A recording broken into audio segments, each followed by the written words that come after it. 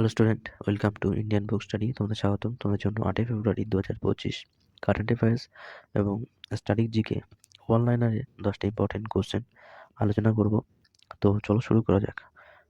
প্রথম কোশ্চেন, 2025 সালের ফোর্বস বিশ্বের ধনী দেশগুলির তালিকায় দশম স্থানে আছে হলো কোন দেশ? একটি হলো আমেরিকা, 19.17 ট্রিলিয়ন ডলার এবং জনসংখ্যায় 335 মিলিয়ন।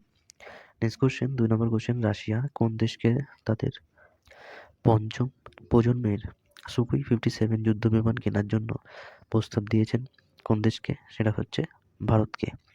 নেক্সট কোশ্চেন, 3 নম্বর কোশ্চেন, সম্প্রতি কোন প্রাক্তন প্রধানমন্ত্রীর বাড়ি পুড়িয়ে ধ্বংস করে দিল যিনি বাংলাদেশকে স্বাধীন করেছিলেন?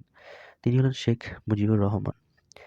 নেক্সট কোশ্চেন, 4 নম্বর কোশ্চেন, 2025 সালের 19শে ফেব্রুয়ারিতে চ্যাম্পিয়ন্স ট্রফি শুরু হওয়ার আগেই ওডিআই ফরম্যাটকে বিদায় নিলেন অস্ট্রেলিয়ার কোন ক্রিকেটার? তিনি হলেন মার্কাস স্টোনিস। নেক্সট কোশ্চেন, 5 নম্বর কোশ্চেন, স্পেস এক্স এবং এক্সের সদর দপ্তর ক্যালিফোর্নিয়া থেকে সরিয়ে কোথায় নিয়ে যাওয়ার সিদ্ধান্ত নিয়েছেন এলন মাস্ক? সেটা হচ্ছে টেক্সাস। নেক্সট কোশ্চেন, 6 নম্বর কোশ্চেন, হাইড্রোজেন গ্যাস কী রঙের শিখায় জ্বলে? সেটি নীল রঙের শিখায় জ্বলে হাইড্রোজেন গ্যাস।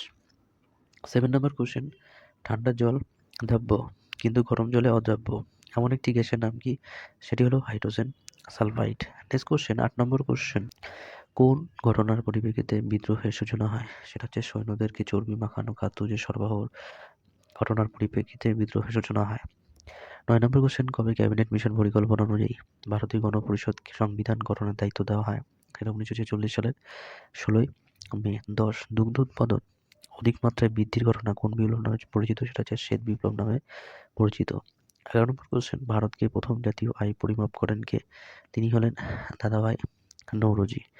এই ছিল 8ই ফেব্রুয়ারি 2025-এর ইম্পর্টেন্ট 11টা কারেন্ট অ্যাফেয়ার্স এবং স্ট্যাটিক জিকে অনলাইনের কোশ্চেন। ভিডিও ভালো লাগলে লাইক করো, কমেন্ট করো আর বন্ধুদের সাথে শেয়ার করো। আর যদি নতুন হয়ে থাকো প্লিজ চ্যানেলটিকে সাবস্ক্রাইব করো, ইন্ডিয়ান বুক স্টাডি চ্যানেল। তো আমাদের হচ্ছে আগামীকাল সকাল ঠিক 6টায়। নমস্কার।